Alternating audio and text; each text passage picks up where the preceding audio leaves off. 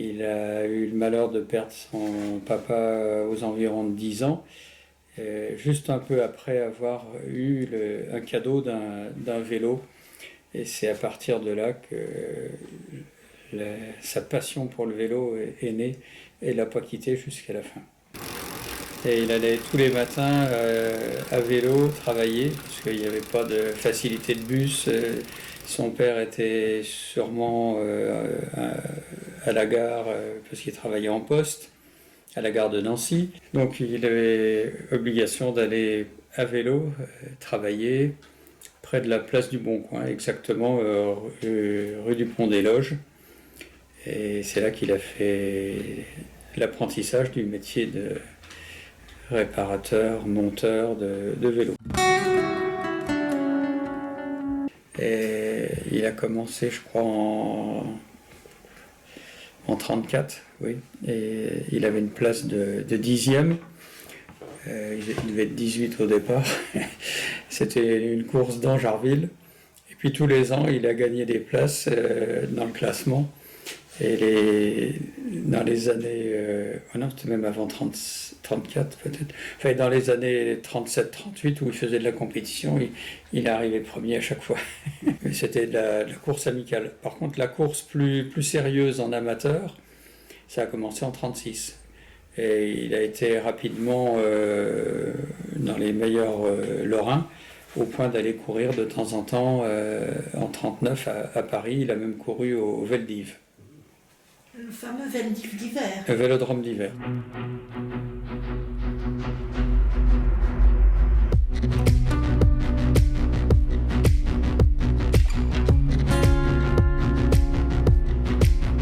Tout le monde ne pouvait pas se payer un vélo, mais comme il travaillait, il a réussi assez facilement. Puis il travaillait dans le monde du vélo, ça a aussi aidé. Donc il a vite eu, au début qu'il courait, un vélo neuf, qui était taillé pour lui, qui était préparé par lui. Étant donné qu'on était en zone d'occupation, les Allemands ne permettaient pas de faire du Tour de Lorraine ou même du Tour de Meurthe-et-Moselle. Et ils nous avaient interdit de dépasser, 20 km d'éloignement de Nancy. Donc pour remplacer les côtes, parce qu'il n'y en avait pas assez, et remplacer la distance, eh bien les cyclistes français avaient tourné la difficulté en se mettant une charrette derrière leur vélo de course de route et en mettant dedans des charges, des sacs de ciment ou des choses comme ça, ou des pierres. Il y avait un poids réglementaire de façon à freiner et ralentir pour que ce soit les muscles qui parlent.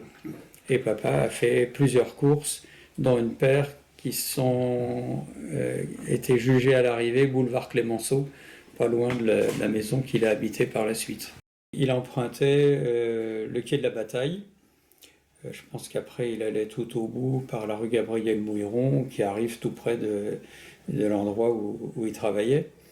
Et le long du quai de la Bataille, il a eu l'occasion de doubler plusieurs fois une demoiselle qui allait aussi travailler dans Nancy pour apprendre la comptabilité, ou qui était comptable.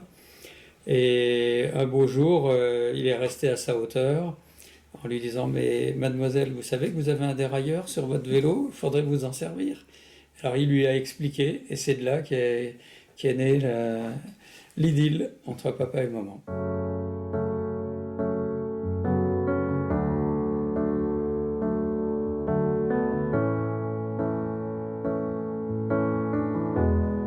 Alors papa a ouvert son premier magasin en 43, début 43, certainement au mois de janvier. Il avait envie d'avoir un magasin à lui, donc il l'a créé tout seul. Ça s'est un petit peu développé dès le départ. Enfin, au bout de quelques mois, maman est venue lui donner un coup de main. Elle était bien sûr à la caisse, elle montait des roues, puisqu'à l'époque, les roues arrivaient en petits morceaux, les rayons d'un côté, les jantes de l'autre.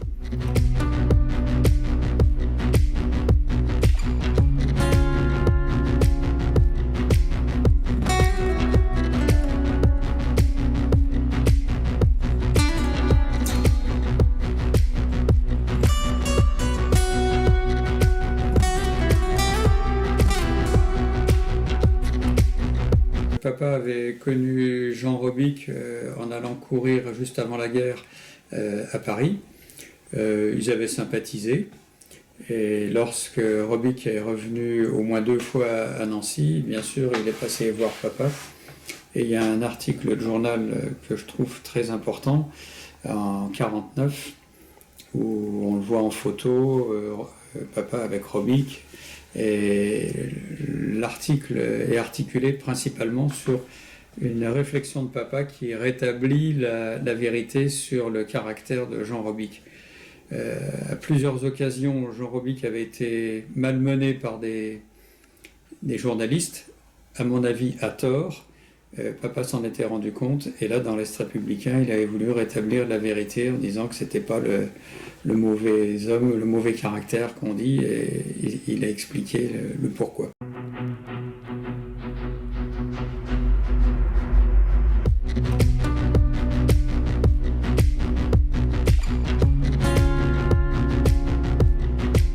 Parlant d'équipe sportive, juste après la guerre, il y a une équipe très importante du Luxembourg, de professionnels, qui est venue voir Papa pour l'engager, parce qu'ils avaient remarqué qu'il roulait bien, qu'il avait des possibilités, et il lui avait proposé d'intégrer l'équipe luxembourgeoise.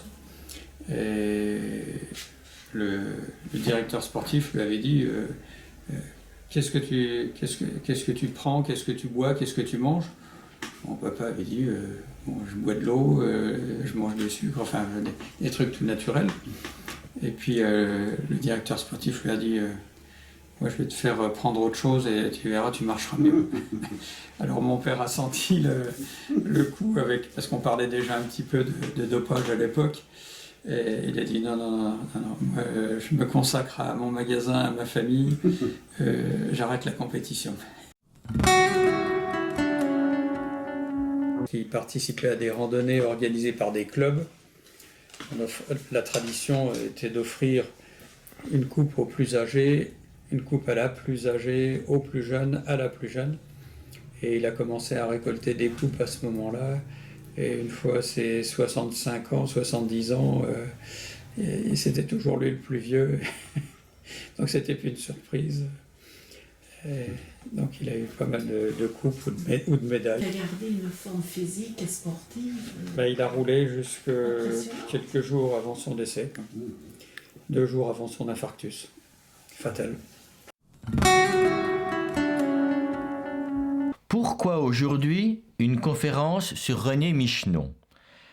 Parce que ça fait bientôt 100 ans qu'il est né à Jarville. Il a habité pendant 22 ans à Jarville, où le Tour de France passait à Jarville, s'arrêtait à Jarville. À Nancy, qui est ville-État pour la 18e fois de son histoire. La première fois, c'était en 1905. Un peu de culture ne fait jamais de mal.